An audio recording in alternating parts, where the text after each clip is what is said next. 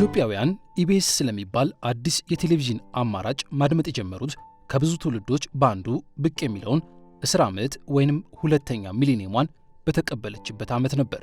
በኢትዮጵያ የመገናኛ ብዙሃን ስርጭት ታሪክ በቴሌቪዥን ይዘትነት ያልተለመዱ ፕሮግራሞችን ይዞ ብቅ ማለቱ ደግሞ እምብዛም ምርጫ ባልነበረበት በዚያ ወቅት ስለ ጣቢያው ብዙ እንዲወራ ምክንያት ሳይሆን አልቀረም። ቴሌቪዥን ጣቢያው ይዟቸው በመጣቸው አዳዲስ የፕሮግራም ይዘቶች የተደነቁም ሆነ ግራ የተጋቡ ብዙዎች ያነሱት የነበረው ዋነኛው ጥያቄ ደግሞ ኢቢኤስ ራሱ ማን ነው፣ ባለቤትነቱስ የማን ነው የሚለው ነበር። ከአማን ጋር የተዋወቅ ነው የዛሬ 16 ዓመት 2002 2003 እንደዚህ ገደማ ኢቢኤስ ቴሌቪዥን ተጀምሮ ከውጪ ነው የሚሰራጨው እና ኢትዮጵያ ውስጥ የቴሌቪዥን ስርጭት ፍቃድ የለም እና ግን አየር ላይ አንድ ቴሌቪዥን አለ። ያ ቴሌቪዥን ሙዚቃና ፊልም የሚያሳይ የመዝናኛ ቻናል ነበር እና ብዙ ሰው ይሄ ቴሌቪዥን የማን ነው ምንድነው የሚል ጥያቄ ያነሳል እና የማን እንደሆነ ብዙዎቻችን አናቅም ነበር። ግን ኋላ ላይ በሂደት ነብዩ እንዳሉበት ነብዩ ወደዚህ ወደ ኢትዮጵያ መምጣታቸው እኔም ሰማሁኝ እና ከነብዩ ጋር ቀደም ሲል እሱም ሬዲዮ ፋና ያኔ በጋዜጠኝነት ይሰራ የነበረ ጊዜ እንተዋወቃለን። ፍካት የነበረ ጊዜ ከዛ አሜሪካ መሄዱንም አውቃለሁኝ። አሁን ከመጡ በኋላ እነሱ መሆናቸውን አወቅኩኝ። ከነብዩ ጋር አማን አብረው መጡ ማለት ነው። አማንና የአማን ጓደኞችን ለመጀመሪያ ጊዜ የተዋወቅኩት ከዛሬ 18 ዓመት በፊት ይመስለኛል እና ያኔ እኔ የሚዲያ ስራ ላይ ማለት ከኢትዮጵያ ቴሌቪዥን ወጥቼ በግል የተለያዩ የፕሮዳክሽን እና የመዝናኛ ፕሮግራሞችን በምሰራበት ጊዜ ነው የተዋወቅ ነው እና በዛ ወቅት ደግሞ በሀገራችን የግል ሚዲያ ያልነበረበት እንደዚህ አይነት አሁን ያለውን አይነት የሚዲያና የመረጃ የመዝናኛ ስራዎች ኢንዱስትሪውን በዚህ ደረጃ ማደግ አይደለም ማይታወቅበት ጊዜ ነበር። የኢትዮጵያ ቴሌቪዥን የኢትዮጵያ ዜና አገልግሎትም ስራ አስኪያጅ ነበርኩና ከዛ ወጥቼ የራሴን ሪፖርተር ምናምን ሲጀምር ያው በጓደኞች ነበር ተገናኘንና እኔ ቤት አንድ ጊዜ ምሳ እየበላን ያለን ነው አንድ ነገር ሀሳብ ለማቅረብ ፈልጌ ነው አለኝ። ምንድነው ስለው ቴሌቪዥን ለማቋቋም እያሰብኩ ነው ምናምን። ይሄ በጣም ጥሩ ሀሳብ ነው ምናምን አልኩ። በተለይ ደግሞ ቪዥኑ ውጭ ሀገር መላለስና ይኖር ስለነበር እዛም እዚህም ለማቋቋም ምናምን ሲል ይሄ በጣም ጥሩ ሀሳብ ነው አልኩት። ነብዩ ለመጀመሪያ ጊዜ እዚህ ሀገር ሲመጡ ከኔ ጋር ነበር የተገናኘ ነው እና እንደዚህ አይነት ሀሳብ አለን። ያኔ እንደውም የቴሌቪዥን ጣቢያ ለማቋቋም አልነበረም እንትኑ ሀሳቡ፣ ግን አዝናኝነት ያላቸው አገራዊ የሆነ እሴት ባህል ያላቸውን ለየት ያሉ ፕሮግራሞችን እንደው ብታዘጋጅልን የሚል ሀሳብ መጣ። ከዛ በኋላ የተለያዩ ፕሮግራሞች ማለት አንደኛው ኢንቨስተር ካፌ የሚል ፕሮግራም፣ ሁለተኛው ቢዝነስ ሪፖርት፣ ሌላው ሲቲ ላይፍ የሚል ኑሮ በከተማ የሚል ፕሮግራም ነበር። አራተኛው ለየት ያሉ የመዝናኛ ፕሮግራሞች፣ ሳምንታዊ ፕሮግራሞች፣ ሌላው ደግሞ ሪል ስቴት የሚል አንድ ፕሮግራም ቢሰራ በሚል እሱ ላይ ዲስከስ አደረግን። ካሳንቺስ አስታውሳለሁ። ንግስት ታወር 6ኛ ፎቅ ላይ ነበረ ገስት ሃውስ፣ እዛ ላይ ነበር ያረፉት ሁለቱ። እዛ ቀጠሩኝ፣ እዛ ሄድኩኝ እና ስለ ኢቢኤስ ኢንተርቪው ቁም ነገር መጽሔት ላይ ልሰራቸው ራሱ ጣቢያው ምንድነው ዓላማው እና የማን ነው የሚለውን ነገር ስላልታወቀ እንግዲህ የማስታወቂያ ጋር የተያያዘውም ችግር ያ ስለሆነ የዛን ጊዜ ፍቃድም ስለሌለ በመንግስት በኩል ብቸኛ ቴሌቪዥን ጣቢያ ከመንግስት ቴሌቪዥን ከኢትዮጵያ ቴሌቪዥን ቀጥሎ ይሄ ኢቢኤስ ቴሌቪዥን ነበርና ስለሱ ለማውራትና ለማስተዋወቅ ነው። ከዛ ተገናኘን፣ ኢንተርቪው ሰራን ማለት ነው። እንግዲህ ሁለቱም ላይ የማነባው ነገር ዛሬ ድረስ ይታየኛል። ይገርማል።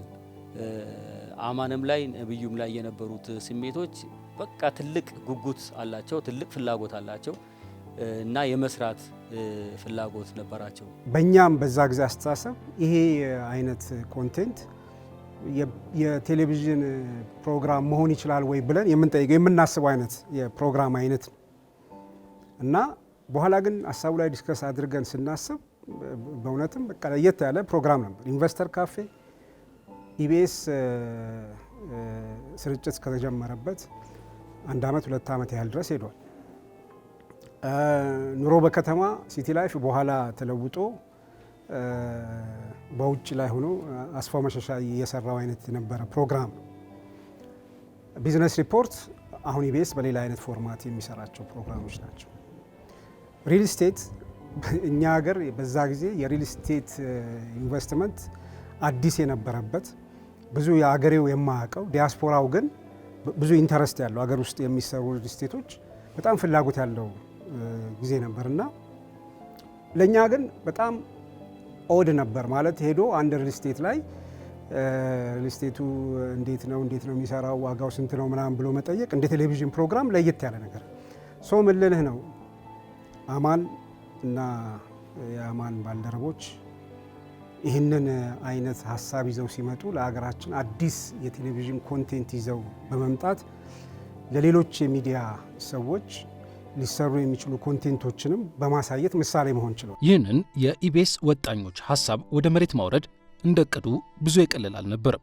ከምክንያቶቹ ውስጥ ደግሞ ጣቢያውን በማስታወቂያ ለመደገፍ ፈቃድ ያለው አጋር ብሎም ከአዲሱ የቴሌቪዥን ጣቢያ ጋር የተጣጣሙ ይዘቶችን በስፋት የሚያቀርቡ ይዘት ፈጣሪዎች በተፈለገው ልክ አለመገኘታቸው ነበር። በኢትዮጵያ ከትሞ ለመስራት የግሉን ዘርፍ የሚያስተናግድ ሕግ አለመኖርና መሰል ችግሮች ከፊቱ የተደቀኑበት የያኔው ኢቢኤስ ቴሌቪዥን ኢንተርኔት እምብዛም በነበረበት በዚያ ጊዜ ከአሜሪካ ሆኖ የሚዲያ ስርጭቱን ሲጀምር ኢትዮጵያዊ የሚዲያ ይዘቶችን ወደ አሜሪካ ስቱዲዮው የሚያመጣበት መንገድ ግርምትን የሚያጭር ነበር። ያኔ በአማን ፍስሐ ጽዮንና በሙያ አጋሮቹ አዘጋጅነት ተነድፈው በኢትዮጵያ ምድር የተሰሩ የሚዲያ ይዘቶች ወደ ሀገር አሜሪካ ይላኩ የነበሩት ወደዚያ የሚያቀና ወዳጅ ዘመድ ተፈልጎ አሊያም በፖስታ ቤት ነበር ይላሉ የታሪኩ ተጋሪዎች። በነገራችን ላይ የሚሰሩ ፕሮግራሞች እኛ ያኔ አናያቸው እና አማን ሲጀምሩ በሰሜን አሜሪካ ላሉ ኢትዮጵያውያን የሚሆን ፕሮግራም ነው። እዛ ነው የሚሰራጨው። እዛ በሳተላይት ይሰራጫል ይባላል። ኦንላይን ያን ያህል ይህን ያህል አክሰስ አልነበረም፣ አመችም አልነበረም፣ አናይም። በየጊዜው ፕሮግራም ሰራና በሲዲ ገልብጠን በሰው ነው ምልከው ወይ ደግሞ በፖስታ ቤት በኤክስፕረስ ተደርጎ ይላካል። ከ1 ቀን ከ2 ቀን በኋላ ይደርሳቸዋል። በዚህ መንገድ ነው ኢቢኤስ እዛ ሆኖ ስራ የጀመረው እና በኋላ እንግዲህ እዛ የነበረው ልምምድ አገር ውስጥ ስርጭት ጀመረ ማለት ብዙ ዝም ብሎ የገንዘብ የፋይናንስ ብቻ አይደለም ሀሳብ የነበረው። ዝም ብሎ ውጭ ሀገርም ላለው ኢትዮጵያዊም እዚህ ሀገር ውስጥ ያለው ኢትዮጵያዊም ለተለያዩ ፕሮግራሞች ማለት ነው እንዲሳተፍም መረጃ እንዲያገኝ ምናምን እያደረጉ ህዝብን ማቀራረብ በጋራ የመስራት ፍላጎት ነበረው እና ቻሌንጆች እንደሚያጋጥሙ ያው የታወቀ ነበር ማለት ነው። እሱ ግን አስቀድሞ ሊያጋጥም የሚችለው አንዳንድ ነገር እንደዚህ በፋይናንስም በምናምን የሚያጋጥመው ችግር አውቆ ተረድቶ ማለት ነው ከነ ችግሩ በርትቶ በመስራት ሊወጣው እንደሚችል ከመጀመሪያው ጀምሮ ይነግረኝ ነበር። ዝም ብሎ የገንዘብ ከዛም ስታደርግ የማርኬቲንግ ስራው ማለት ነው እያጠናከሩ መስራት እንደሚያስፈልግ የውጭም የውስጥም በእንደዚህ አይነት እንደሚሰራ ደምያ ትክክለኛ ቪዥን የነበረው ነው እና ሚዲያ ስትጀምር ችግር አይኖርም፣ ብዙ ገንዘብ ያስፈልጋል። በተለይ ደግሞ ወደ ቴሌቪዥን ስንሄድ ካሜራም ስቱዲዮ ምናምን ለመስራት ቀላል ነገር አይደለም። ግን ይህን ሁሉ አስቀድሞ አውቆት ቀስ በቀስ እያጠናከርን በማርኬቲንግ ምናምን ልንፈታው እንችላለን ብሎ አስቦ የሚሄድና ትክክለኛ ሀሳብ የነበረው ነው። ዛሬ ለብዙ ሰው ሊያስገርም ይችል ይሆናል ኢቢኤስ ቴሌቪዥን የደረሰበት ነገር። ለእኔ ግን አያስገርመኝም። ለምን እዛ ውስጥ ያየኋቸው ነገሮች የዛን ጊዜ የነበራቸው ፍላጎት ራሱ ንግግሮቹን ስትመለከት ምንም ነገር እንግዲህ የህግ ማዕቀፍ በሌለበት ኢትዮጵያ ውስጥ የግል ቴሌቪዥን ፍቃድ ባልተፈቀደበት ሁኔታ በሳተላይት ነው የመጡት። እንደውም አንድ ጥያቄ አንስቻለሁ። በምን ህግ ነው እየሰራቸው ያላችሁ? ሰው ይሄ ዓለም አቀፍ የሳተላይት ህግ ነው ያለው። በዓለም ላይ አየር ላይ ብዙ ቴሌቪዥኖች አሉ እና የኢትዮጵያን ባህል ወግና ስርዓት የሚያከብር የኢትዮጵያን ቤዚክ ህጎች የሚያከብር ከሆነ የኢትዮጵያ ህዝብ ይከተለዋል፣ ይመለከተዋል ማለት ነው። ከዛ ህዝብ ደግሞ የሚፈልገው ነገር ከሆነ ደግሞ ህግ ተመልሶ መምጣቱ አይቀርም። ያንን ተከትሎ አዳዲስ ህጎች ይመጣሉ አለ በአለው መሰረት።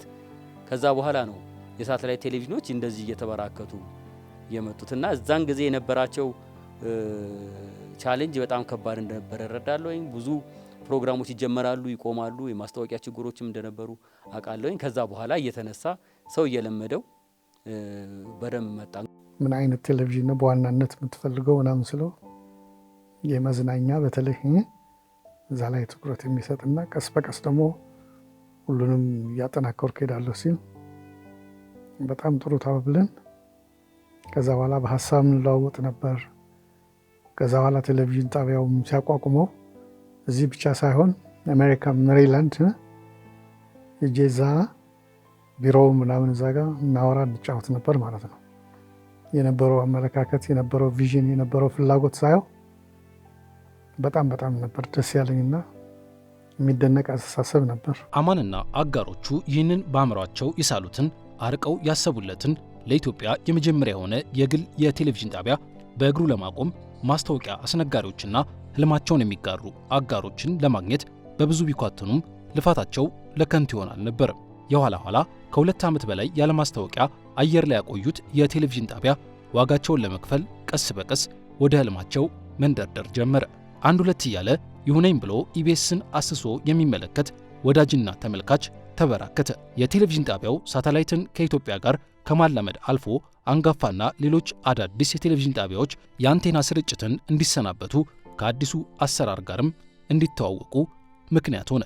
ለኛ ቀላል ብለን የምናስባቸው ግን ደግሞ የማናስተውላቸውና ኮንቴንት ይሆናሉ ብለን የማናስባቸውን ጉዳዮች ኮንቴንት አድርጎ አምጥቶ በጣም የሚማርክ ተመልካች የሚወደው በዛው ልክ ደግሞ ገበያ ማምጣት የሚችሉ ፕሮግራሞችን መስራት ችሏል። ከዛ በኋላ የመጡ ቴሌቪዥን ጣቢያዎችን ብታይ ተመሳሳይ ነገሮችን ለመሞከር ጥረት አድርገዋል። ምሳሌ መሆን ችሏል። ሌላው የአማን እንትን አዳዲስ ነገሮችን ከማምጣት ባለፈ አዳዲስ ሀሳብ ይዘው የሚመጡ ሰዎችን የመቀበል ችሎታውና ፈቃደኝነቱ ለየት ያደርገው። ውጭ ሀገር ያሉ ዲያስፖራና ኢትዮጵያውያን የተለየ አማራጭ የመረጃ ምንጭ የሚያገኙበትን እድል የመፍጠር ነበረ። እሱ ተሳክቷል ልል እችላለሁ። ዛሬ ውጭ ሀገርም ሲሄድ ብዙ ተመልካች ያለው የቴሌቪዥን ጣቢያ ነው ኢቢኤስ። እዚህም ሀገር በምንመለከተው ደረጃ በርካታ ተከታዮች ያሉት የቴሌቪዥን ጣቢያ እና ሁለቱም ማገናኘት ችለዋል። ይሄ በጥናት ዝም ብሎ የሚደረግ ነገር አይደለም። በጣም ብዙ ውጣ ውረዶች እንዳለፉ አውቃለሁኝ።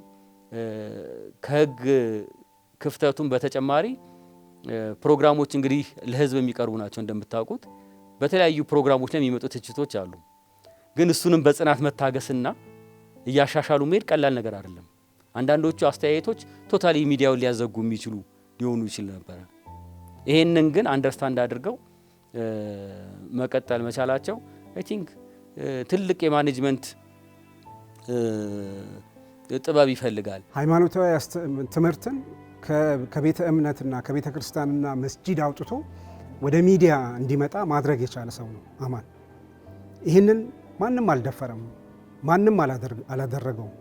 የቤት እምነት ሰዎችም በዛ ደረጃ አቅምና እንደዚህ አይነት አስተውሎት ኖሯቸው በዚህ መንገድ ደፍረው በሚዲያ መስበክ የቻሉበት ጊዜ አልነበረም።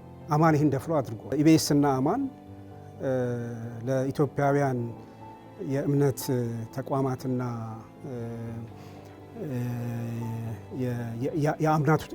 የሃይማኖቱ ተከታዮች ትልቅ ስራ ሰርቷል። ይሄ መቼም ማይዘነጋ ተመዝግቦ የሚቀመጥ ትልቅ ስራ ነው። ከአንቴና ወደ ሳተላይት ስርጭት ሽግግር መደረጉ ለኢትዮጵያ የሚዲያ ኢንዱስትሪ ከሀገር ውጭ ጭምር ይዘቶችን ለማሰራጨት የሚያስችል አማራጭ ቢፈጥርም በጊዜ ሂደት ግን የራሱን አዲስ ችግሮች ይዞ ብቅ ማለት ጀመረ። ችግሩ ደግሞ የመነጨው ኢትዮጵያዊ የቴሌቪዥን ጣቢያዎች ተበታትነው የሰፈሩት ከኢትዮጵያ ሀገራዊ ጥቅም በተቃራኒ የቆሙ ሀገራት በሚያስተዳድሯቸው የሳተላይት አማራጮች ላይ በመሆኑ ነበር። ይህ ደግሞ ኢትዮጵያዊ የቴሌቪዥን ጣቢያዎችን ከሳተላይት ላይ ከማውረድ አንስቶ ሀገርን በፖለቲካ የሚንጡ ይዘቶች ሰተት ብለው ወደ ኢትዮጵያ እንዲገቡ በር ሲከፍት ጭምር መስተዋል ጀመረ። በዚህ ጊዜ ነበር በኢቢኤሱ የሥራ አስፈጻሚ አማን ፍስሐ ጽዮን የሚመራው የኢትዮጵያ ብሮድካስተሮች ዘርፍ ማህበር 13 የሚዲያ ተቋማትን አስተባብሮ ኢትዮጵያዊ የቴሌቪዥን ጣቢያዎች ወደ አንድ ሳተላይት መስመር እንዲዘዋወሩ ጥረት ማድረግ የጀመረው። የኢትዮጵያ ብሮድካስተሮች ማህበር የተወሰኑ ቴሌቪዥን ጣቢያዎችና ሬዲዮኖች ያቋቋሙት ማህበር አለ። እነሱ የኢትዮጵያ መገናኛ ብዙሃን ምክር ቤትም አባል ናቸው እና እንግዲህ በወቅቱ የነበረው ነገር ይታወቃል። የሳተላይት ቴሌቪዥን በኪራይ ነው የሚገኘው። ሳተላይቶች በአረብ ሳትና በናይል ሳት በዛ ላይ ነበሩ የኢትዮጵያ የቴሌቪዥን ጣቢያዎች የሚተላለፉት። እነሱ ደግሞ የሴኩሪቲ ችግር አለባቸው። ባለቤቶቻቸውን አገሮቻቸውን ስትመለከት ከኢትዮጵያ ብሔራዊ ጥቅም ጋር ቀጥተኛ ግንኙነት ያላቸው ጥቅሟን ሊነኩ የሚችሉ አገሮች የሚቆጣጠሯቸው ናቸው እና ይህንን ሙቭ ማድረግ እንደ ቀላል የሚታይ ነገር አልነበረም። አንደኛ ዘመቻም እንደነበረበት አስታውሳለሁኝ። ከዛ ላለመውጣት የሚደረግ ጥረት ነበረ። የተወሰኑ ቴሌቪዥኖችም እንደቀሩ አውቃለሁኝ እና ብዙ ፈተናዎች ነበሩበት። መጀመሪያ እንትን ስናደርግ አንድ አሶሲዬሽን ተፈጥሮ ነበር፣ የብሮድካስተርስ አሶሲዬሽን የሚል ማለት ነው። እሱም እዛ ጋ ሆነው በመምራትም ትልቅ ሮል ነበረው ማለት ነው።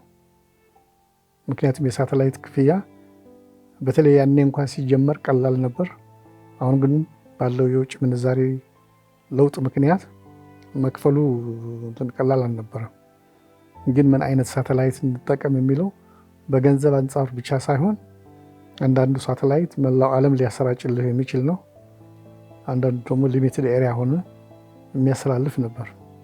እሱ ግን እዚህም እዛም በሙሉ አንድ ነገር የሚያሰራጭ ሆኖ እንዲሰራ እንዴት እናድርግ፣ እንዴት እንስራ የሚል አሶሲዬሽኑ የብሮድካስተርስ አሶሲዬሽን እየመራ ያደረገው አስተዋጽኦም ትልቅ ነበር ማለት ነው። የዛን ጊዜ ሳተላይት እንኳን የሚቀይሩ ልጆች ሁሉ ስልጠና ተሰጥቷቸው ነው በየቤቱ እየሄዱ ጣራ ላይ ሲቀይሩ የነበረውን ነገር በዋናነት አማን ይመራው እንደነበረ አስታውሳለሁኝ እና ይሄ በጣም ከአገር ጥቅም ጋር ከብሔራዊ ጥቅም ጋር በጣም የሚገናኝ ነገር ነው። ምናልባት ወደፊት የሚስተካከልን ከሆነና ያ የሳተላይት ኢትዮጵያ የምታመጥቀው ጋር የሚያያዝበት እድል ካለ ራሳችንን በነጻነት የራሳችንን አየር ላይ የምናሰራጭበት እድል ሊመጣ ይችላል ብዬ አስባለሁ እና ይሄ እንደ ቀላል የሚታይ ነገር አይደለም። አሁን እንግዲህ እንዳየነው ኢትዮ ሳት ላይ ሁሉም ቴሌቪዥኖች ልንል በምንችልበት ደረጃ እዛ ውስጥ አንድ ቦታ ይገኛሉና ይሄ ትልቅ መስዋዕትነት የከፈለበት ነው። ለኢቢኤስም ትልቅ መርታ ነው ብዬ ነው የማስበው። እንዳውም አሁን ታሞም በየሆስፒታል እያለን በየጊዜው እንደዋወል ነበር። ጀርመን ሀገርም አሜሪካም ሆኖ ስቲል ይሄ ቪዥን ነበረው እስከ መጨረሻ ጊዜ ማለት ነው። አሁን ይሄ ሞት አደጋ ቢያጋጥምም መጥቶ ብዙ ነገር ለመስራት እና ለማጠናከር የእሱ ብቻ ሳይሆን ሚዲያዎች በጋራ ሆነን ለሀገራችን ይህን ብንሰራ ይህን ብናደርግ ምናምን የሚል ሀሳቦች እንኳን ያቀርብ ነበር፣ ሆስፒታል ላይ ሆኖም ማለት ነው። እና ይሄ ቪዥን በጣም ሊመሰገንና ልናደርገውና ለሀገርም ለሕዝብም የሚያስብ በጎ ሰው እንዳጣን ሊሰማን ይገባል። 2011 ዓ.ም ላይ ኢትዮጵያ ይህንን የሳተላይት መስመር እንድትቀላቀል ቁልፉን ሚና የተጫወቱት የኢቢኤሱ ዋና ስራ አስፈጻሚ አማን ፍስሐ ጽዮን ለኢትዮጵያ የሚዲያ ኢንዱስትሪ የነበራቸው ቀናይነት በዚህ ብቻ የሚገለጥ አይደለም የሚሉት ወዳጅ የሥራ አጋሮቻቸው ናቸው። ብዙ ቦታ ድጋፍ እንደሚያደርግ ነው የማውቀው። ግን ድጋፎቹን እሱ እንደዚህ ያደረኩኝ ብሎ ብዙ ጊዜ እንደማይናገር አውቃለሁ። ለምሳሌ የኢትዮጵያ ሴት መገናኛ ብዙሃን ጋዜጠኞች ማህበር አለ። እነሱ እንደዚህ የተወሰነ ጊዜ ችግር የገጠማቸው ጊዜ ከቢሮ ኪራይ መክፈል ጋር ተያይዞ ነው ዛሬ ጋዜጠኛውን ህይወት እናውቀዋለን። እነሱን ሰፖርት ማድረጉን አውቃለሁኝ። እኔ ለምሳሌ እዚህ ኢቢኤስ ቴሌቪዥን ላይ ካምቦሎጂ የተሰኘ ቴሌቪዥን ፕሮግራም ነበረኝ። እሱ ነው ያመጣኝ። እሱና ነብዩ ጋር ተነጋግሬ ነው የጀመርኩት። በውላችን መሰረት እንደምታውቀው አውትሶርስ ፕሮግራሞች በወቅቱ እንደነበሩት የራስን ፕሮዳክሽን ሰርተህ ጨርሰህ ነው ካሴት ይዘህ የምትመጣው። ከዛ ከሚተላለፈው ላይ በማስታወቂያ ሼር ትካፈላለህ። እኔ ግን የዛን ጊዜ ሰራ የነበረው እኔ ፕሬስ ላይ ስሰራ የቆየሁኝ ሰው ነኝ። ኦልሞስት የፕሮዳክሽን ማቴሪያሎች የሉኝም። እሰራለሁ ብዬ ያሰብኩትም ተከራይቼ ነው፣ ለካሜራ፣ ለኤዲተር፣ ለዳይሬክተር አድርጌ ማለት ነው። እና ከኮሜዲያን ደረጀ ኃይሌ ነበረ መድረኩን የሚመራው።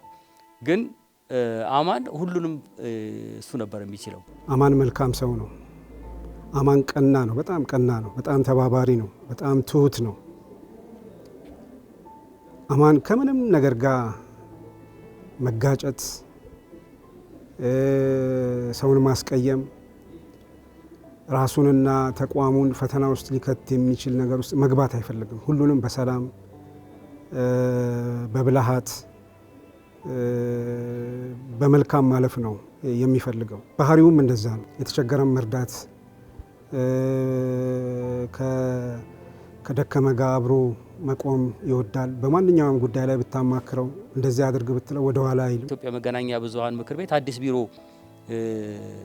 ባገኘንበት ወቅት ከኪራይ ቤቶች አስተዳደር ከግል ቢሮ ኪራይ ወደ ኪቢያር ነበር የገባ ነው እና ቢሮው የቆየ ከመሆኑ አንጻር እድሳት በጣም ይፈልግ ነበር እና እርግጥ ፕሮጀክት ሰርተን ከፈረንሳይ ኤምባሲ ጋር ለዛም የሆነ የተወሰነ በጀት አግኝተን ነበረ። ግን ከዛ ባልተናነሰ ሁኔታ ነው አማን መጥቶ አንድ ጊዜ ተመልክቶት ከግማሽ ሚሊዮን ብር ማንስ በጀት ራሱ አድርጎ ይሄን እኔ ያረጋለሁ፣ ይሄን ያረጋለሁ፣ ይሄን ያረጋለሁ፣ መሬቱን እንደዚህ እንቀይራለን አለ።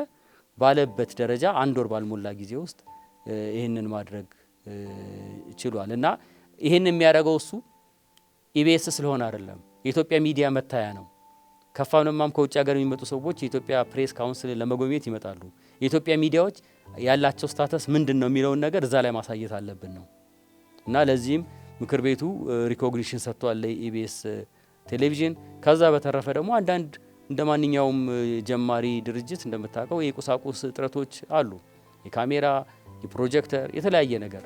ይህንን ወዲያው ነው እሱ ሲያሟላ የነበረውና አማን በጣም የተለየ ሰው ነው። በኢትዮጵያ የግል የሚዲያ ታሪክ ውስጥ በተለይም በኢትዮጵያ የቴሌቪዥን የሚዲያ ታሪክ ውስጥ አማን በግንባር ቀደምነት የሚመጣ ነው። ይሄ ምንም ጥርጥር የለው። የግል የቴሌቪዥን ጣቢያ መመስረት ብቻ ሳይሆን ለሌሎች ምሳሌ መሆን የሚችል አዳዲስ ኮንቴንቶችንና ሀሳቦችን ይዞ በመምጣት ጠንካራ የሚዲያ ተቋም በመገንባት እና በርካታ ባለሙያዎችን ማፍራት በመቻል እነዚህ ባለሙያዎች ራሳቸውን ችለው እንዲወጡ ተመሳሳይ የሆኑ ስራዎችን ለመስራት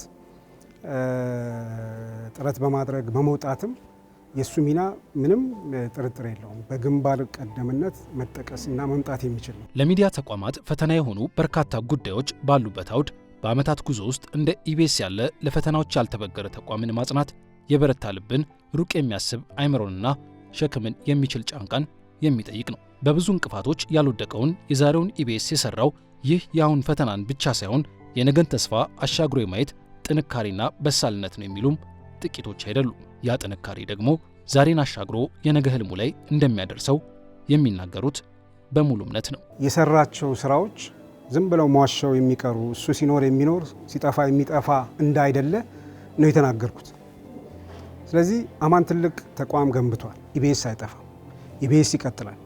ኢቢኤስ በስሩ ያሉ ባለሙያዎች የእሱን ሀሳብ ከፍ እያደረጉ እያሳደጉ በአዲስ መንፈስና ስራ መስራት ሲችሉ በእርግጥም እሱ አልሞተም፣ በእርግጥም የእሱን ሀሳብ አሳክተዋል ማለት ይቻላልና እኔ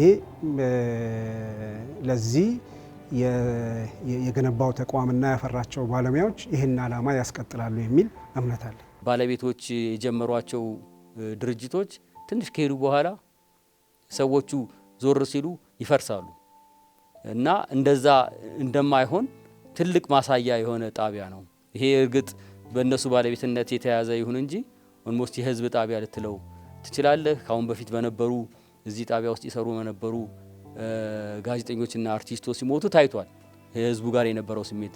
አሁን ደግሞ የዋናው መስራች አቶ አማንም ሀዘን ብዙዎቻችንን ያሳዘነ ነው።